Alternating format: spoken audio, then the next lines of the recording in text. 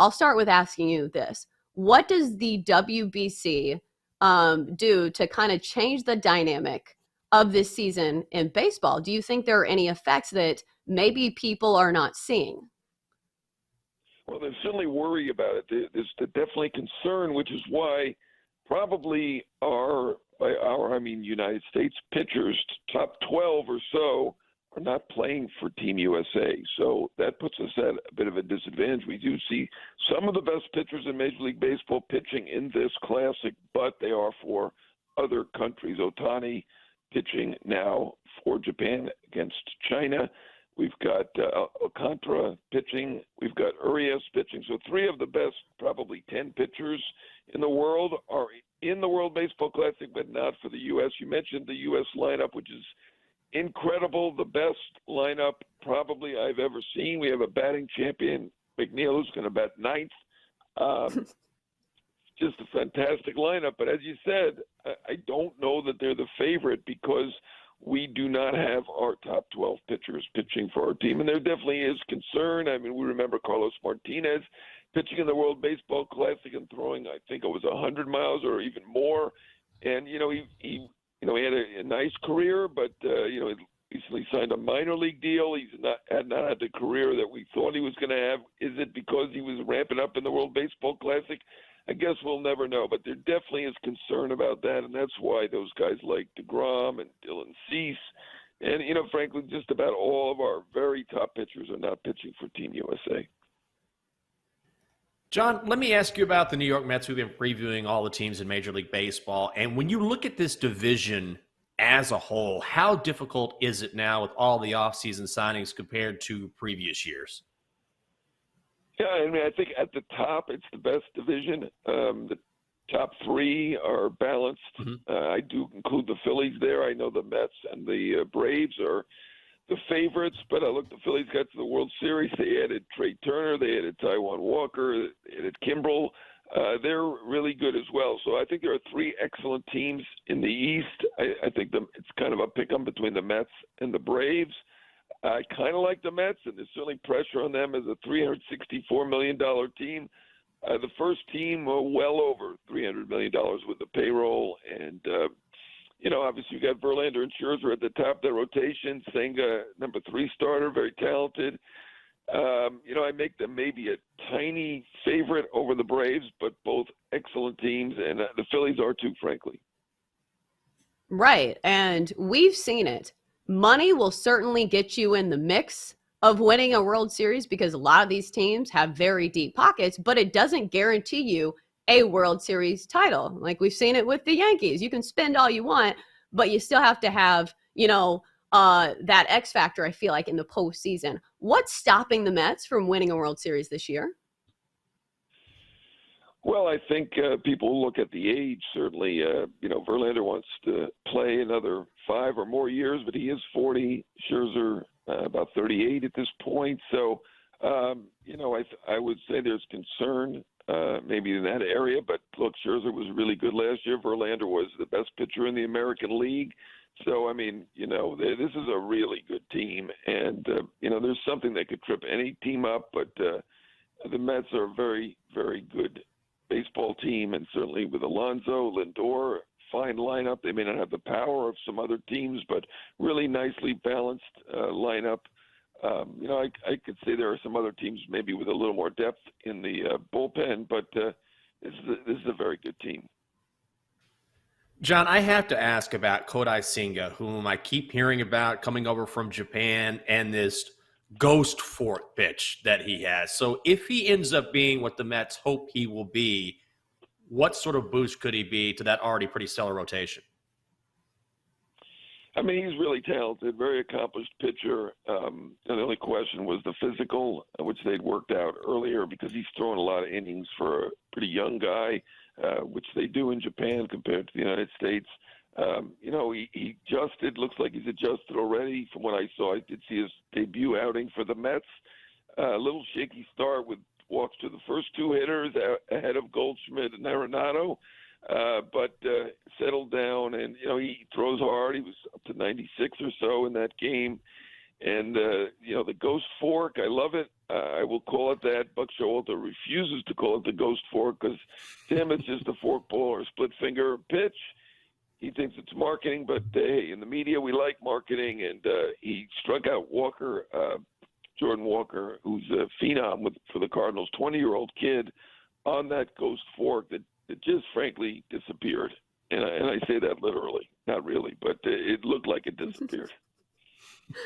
It looks like it to the batter. All right, so the win total for the New York Mets over at BetMGM is 93.5. Last year, the Mets won 101 games in the regular season. Do we see this Mets team being that good in the regular season again?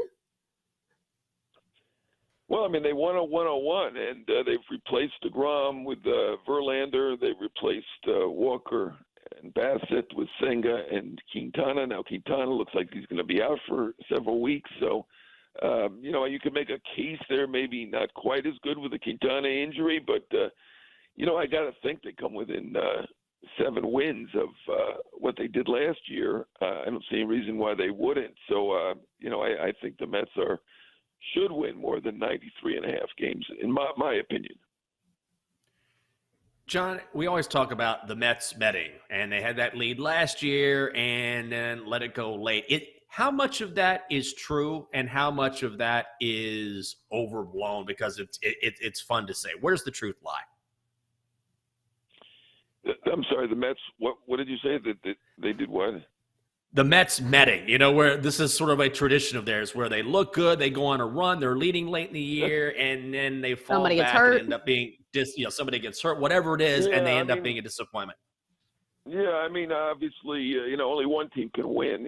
Among curses, it's not historic in baseball terms. The White Sox, had a curse where they finally won in 2005, and the Red Sox in 2004, and broke curses that lasted decades and decades. The Guardians, previous to the Indians, still, I guess you could say, cursed. Like, you get to the World Series in 16 and still quite a good team. It's difficult. I mean, I know that they've had some injuries in the past. Certainly DeGrom, as you mentioned, has been injury prone. But only one team can win. I wouldn't. I don't think that they're cursed in any way. They have won two championships in a little bit over 60 years, which is, I guess, about average, right? Since there are 30 teams, you have a 1 out of 30 chance to win. Many years they just weren't good enough. Now Steve Cohen is the owner, and they're outspending everyone, and they're really good. So, I think if there was a curse, I think it's off. We're talking with John Heyman, Audacy's MLB insider. So, John, we know you cover baseball as a whole. What's a team that may surprise people, that people have not thought about? Maybe a team that did a lot in the offseason, made some big signings. What team's going to be noticeably better? I kind of like the Angels. I wouldn't say people don't talk about them because obviously they have Trout and they have Ohtani on the team, so they have arguably the 2 best players in the world on that team. But that's a team that has underachieved, and I think they had a very nice offseason. They added Chelsa for the infield, third base. They added Renfroe for the outfield. They've added Estevez for the bullpen, and they added Tyler Henderson for the rotation. I think they made some very, very nice moves, spent about $100 million in total, whereas we had an offseason with some incredible signings, big-time free agent signings for $280 million and, $360 million, and Correa got $350, and then $315 finally settled at $200. So there were some enormous signings, but I think the Angels did a lot of under-the-radar signings and beefed up their depth, which is what they needed to do. It's obviously not good enough. You can win in basketball with 2 great players, but in baseball, it's not going to cut it. You're going to need some depth, and I think the Angels did a nice job with it. That said, they're in a tough division. Seattle, obviously, very good. Houston, the world champion, and Texas has spent a lot of money, and they're going to be much improved as well. So not an easy assignment, but I like what they did in the winter.